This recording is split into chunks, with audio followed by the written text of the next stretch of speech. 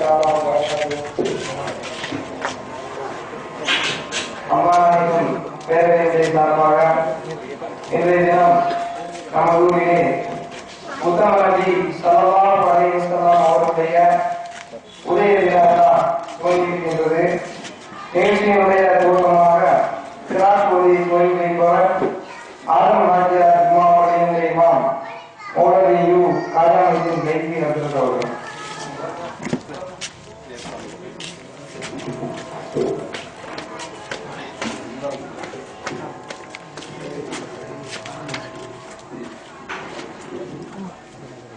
أعوذ بالله من الشيطان الرجيم.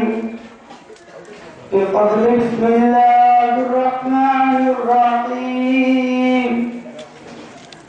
ولا صدق ولا صلى ولكن كذب وتولى ثم ذهب إلى أهله يتمتع أولى لك فأولى ثم أولى لك فأولى أيحسب الإنسان أن يترك سدى ألم يكن نطفة من ماء يمنى ثم كان علقة فخلق فسوى فجعل منه الزوجين الذكر والأنثى أليس ذلك بقادر على أن يحيي الموتى صدق الله العظيم.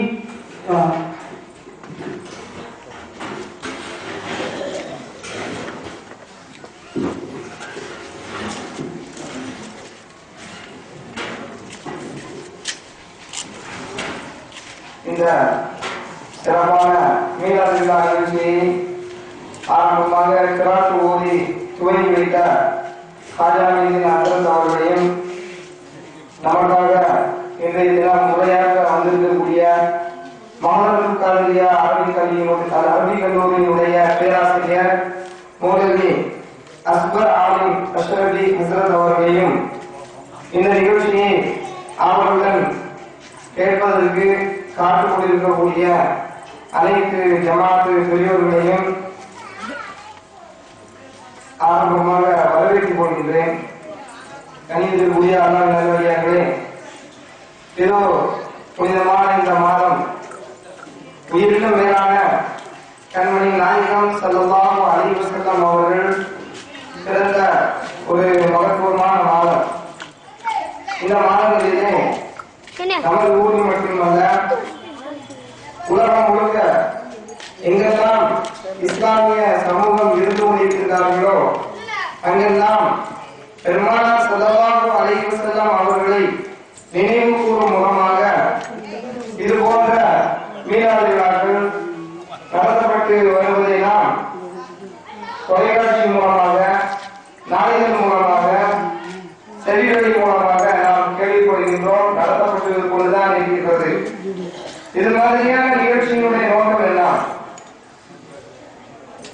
இஸ்லாத்தை இவ்வுலகில் எடுத்துச் சொல்ல வந்து இருளை போன்ற வந்த நபிகள் நாயகம் ஸல்லல்லாஹு அலைஹி வஸல்லம் அவருடைய வாழ்க்கை என்ன, அவர்களுடைய சொல்லித் தந்த விஷயங்கள் என்ன, அவர்கள் பின்பற்ற சொல்லித் தந்த விஷயங்கள் என்ன என்ற அந்த விஷயங்களை எல்லாம் நாம் தெரிந்து கொண்டு நம்முடைய ஈமானுக்கு கொஞ்சம் புத்துணர்வை ஏற்படுத்துவதும், மாற்று மத சகோதரர்களுக்கு மத்தியில் இஸ்லாமினுடைய மரபையும் இஸ்லாமினுடைய மதத்தையும் மகத்துவத்தையும் போதிப்பதும் தான் இதனுடைய நோக்கமாக இருக்கின்றது.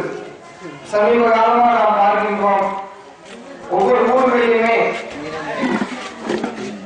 இந்த விழாக்கள் ஏன் நடத்தப்பட வேண்டும், நபியை பற்றி நாம் ஏன் போட வேண்டும், நபி ஸல்லல்லாஹு அலைஹி வஸல்லம் அவர்கள் மீது இதெல்லாம் விழாவிற்கு தேவைதானா, இப்படியெல்லாம் சஹாபிகள் செய்தார்களா என்றுதான் குதர்க்கவாதிகள் குதர்க்கமான முறையில் கேள்வி கேட்டுக் கொண்டிருப்பதையும், அதோடு அது சம்பந்தமான அதற்கு எதிரான பிரச்சாரங்களை போட்டுக் கொண்டிருப்பதை நாம் கண்கூடாக பார்க்கின்றோம். நாயகத்தோழர் ஒரு சஹாபி, அதற்கு ஹஸ்ஸான் இப்னு சாபித் என்ற ஒரு சஹாபி. பொதுவாகவே மக்காவில், மதீனாவில் அரபு குல மக்களுக்கு மத்தியில் கவிதை சொல்லக்கூடிய பழக்கம் மிகைத்து இருந்தது. கவிதை சொல்லக்கூடிய விஷயத்தில் தேர்ச்சி பெற்றவர்களாக இருந்தார்கள். கண்மணி நாயகம் ஸல்லல்லாஹு அலைஹி வஸல்லம் அவர்களை பற்றி உயர்த்தி, அவருடைய சிறப்பை பற்றி நாயக தோழர்கள் எவ்வளவோ கவிதைகளை சொல்லியும் இருக்கின்றார்கள். இந்த ஹஸ்ஸான் இப்னு சாபித் ரலியல்லாஹு அன்ஹு அவர்கள் ஒரு கவிதைகளை ஒரு விஷயத்தை சொல்லும் பொழுது அழகான வார்த்தை என்ன சொன்னாங்க அப்படின்னா, மா மதஹது பி மகாரதி ரசூலுல்லாஹி ஸல்லல்லாஹு அலைஹி வஸல்லம் வலாகின் முதிஹது மகாரதி பி முஹம்மதின் ஸல்லல்லாஹு அலைஹி வஸல்லம்.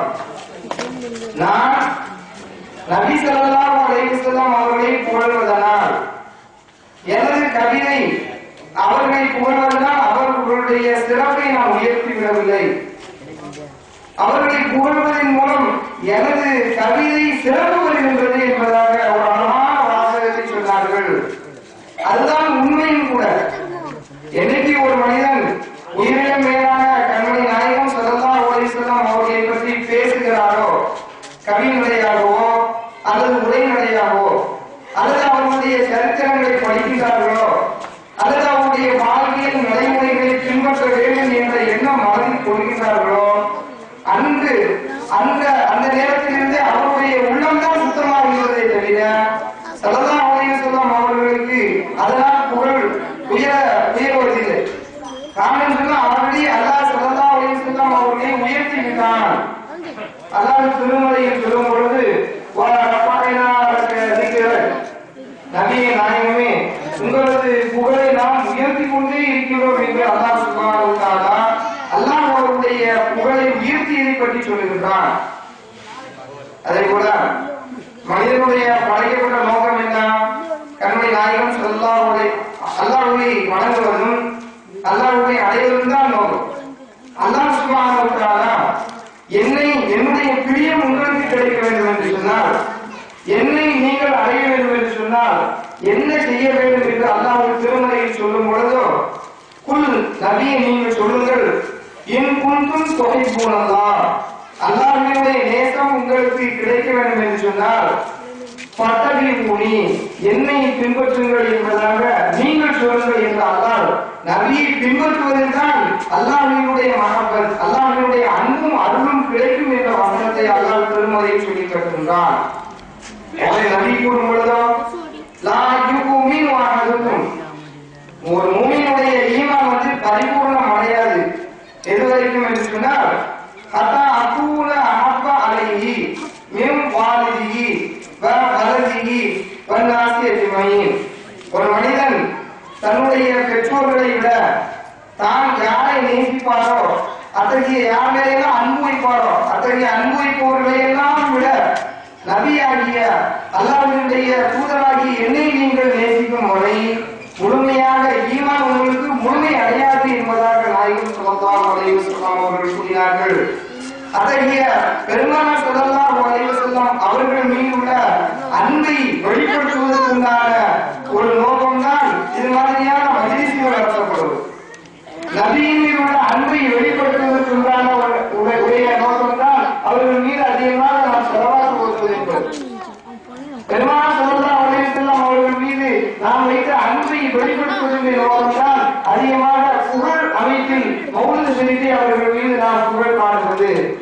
இவையெல்லாம் நம்முடைய மஹப்பத்தை, நம்முடைய ஈமானை வெளிப்படுத்துவதனுடைய அடையாளங்கள். ஆக யாரு எல்லா கருத்துக்களை சொன்னாலும் இது மாதிரியான நல்ல நடைமுறைகளை சாலிஹான மக்கள் கொண்டு வந்த செய்து வந்த நல்ல நடைமுறைலாம் இன்ஷா அல்லாஹ் கியாமத் வரை நாமும் சரி நம்முடைய சந்ததியும் சரி பின்பற்றி வாழ்ந்து வழிகாட்டக்கூடிய பாக்கியத்தை அல்லாஹ் நம் அனைவருக்கும் சந்தர்ப்பமாக. அடுத்ததாக பேச்சாளர் அவர்கள் மௌலவி காதியானுடைய பேராசிரியர் அஷரஃபி ஹஸரத் அவர்கள் பேச இருக்கிறார்கள். கிட்டத்தட்ட அவர்களிடம் நான் 7 வருடமாக கல்வி பயின்று கல்வி கொடுத்த ஆசிரியராக ஹஸரத் இருக்கிறார். கல்வி அவர்களிடம் நான் பயின்று இருக்கின்றேன். இன்ஷா அல்லாஹ் ஹஸரத் அவர்களுடைய பயானுக்கு பின்னாக இஷா ஜமாத் நடைபெறும். அனைவரும் பயன் முடிவது வரை அமைதி காத்து கேட்டு இருக்குமாறு கேட்டுக்கொள்கிறேன். இன்ஷா அல்லாஹ் பயானுக்கு பின்னால எம்எம்டி முகமது சாலிப் அவர்களுடைய 32வது வரலாறு பாத்தியா யாருக்கு துவா ஓதப்படும். இன்ஷா அல்லாஹ் அதிலும் எல்லாரும் கலந்துக்கணும்.